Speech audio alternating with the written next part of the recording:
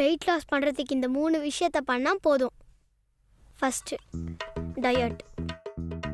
நான் அக்கில்கிட்ட இருந்து chocolate ice cream திருடி வச்சாலோ இல்லை அக்கில இருந்து சாக்லேட் ஐஸ்கிரீம் திருடி வச்சாலோ நீங்கள் எங்ககிட்ட இருந்து திருடி சாப்பிடுவீங்கல்ல, அதை இனிமேல் செய்யக்கூடாது. நான் என்ன சொல்கிறேனோ அதை தான் நீங்கள் 1 மந்த்துக்கு சாப்பிடணும். Second, exercise. சமையல் செய்கிறேன், வீட்டை க்ளீன் பண்ணுறேன், க்ளீனே பண்ணிக்கிட்டு இருக்கேன், இது எல்லாமே எக்ஸசைஸ் தானே அப்படின்னு சொல்லக்கூடாது.